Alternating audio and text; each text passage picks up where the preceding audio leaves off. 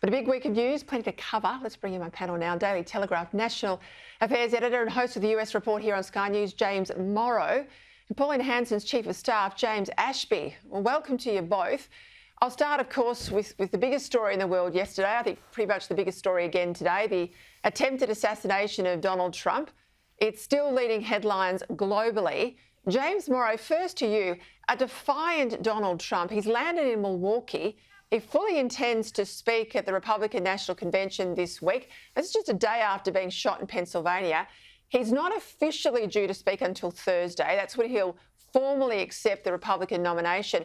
But at the last convention, he broke tradition and turned up on day one. So anything's possible. And I think after yesterday's assassination attempt, I mean, we're in uncharted territory, aren't we? What do you expect?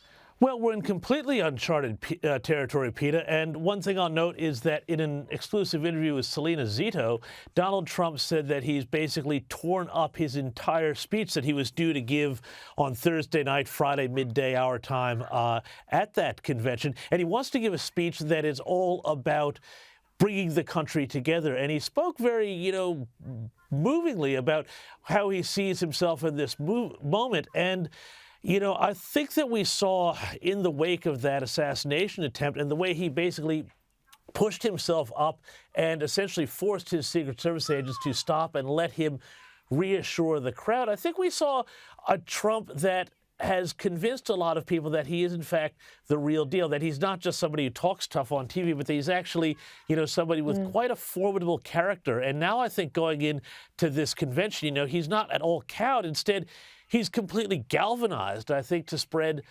his message and his vision for America. So, we may see him early in the convention, but he's also a showman, so he knows that keeping him waiting is also sometimes a good move.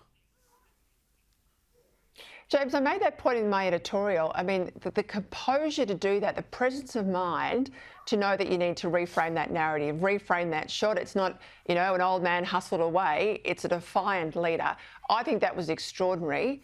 And I think we are going to see something extraordinary in the next couple of days in Milwaukee. Questions to you, James Ashby, being asked today regarding the Secret Service. Not only, how did a shooter get so close to the president, but it seems that there were people in the audience marking out the young man, the 20-year-old Thomas Crooks, on the rooftop, warning police. There were certainly armed police there, as well as the Secret Service. There's going to now be a review, but the Biden camp, the Democrats, they are under a lot of pressure for their rhetoric, aren't they? Yeah, they sure are. And if anyone ever questioned whether there was such a thing as a God, I think the answer is now known. And you can also tell which side God's on, because this was a significant event which occurred over the weekend. And of course, there should be questions asked about the security. More footage came out today which indicated that people were trying to get the attention of the police that were standing at the back there and trying to say there is a shooter, there is somebody on that roof that should be looked into, because at the end of the day, I think it was only those people at the back that probably distracted that shooter, because let's keep in mind, he was only about 100 metres away from Trump, who was on that stage. It wasn't a tough shot. I think he was rattled, and as a result, he missed the shot. James, I want to get your comment on this tweet I picked up today. 100 million pissed off Republicans, it says. 0 cities destroyed. It's worth commenting, isn't it, that unlike the left, there's been no riots, there's been no looting. Can you only imagine what might have happened if that was Biden at the lectern? Yeah, and Peter, I think it's a really sad reflection of the state of the left. But anybody who's lived through the last 4 years, the last 8 years, and watched America closely knows exactly what this person is talking about.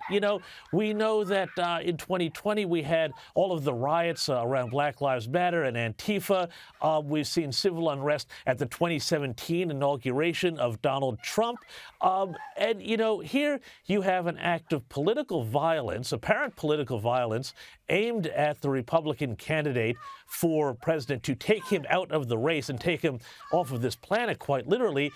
And you know what? Everybody has been quite calm about it, and there's been no calls for retribution. There's been no calls for, division. And I think that speaks to the character of Trump's supporters. And you can only imagine, though, and we've seen this before, whenever the left is disappointed or upset by something, the first thing they do is they call out the goon squad. And this is where we are in politics. And where does Joe Biden go, saying, well, we've got to bring the country together, but, it's his side that's so often responsible for tearing it apart?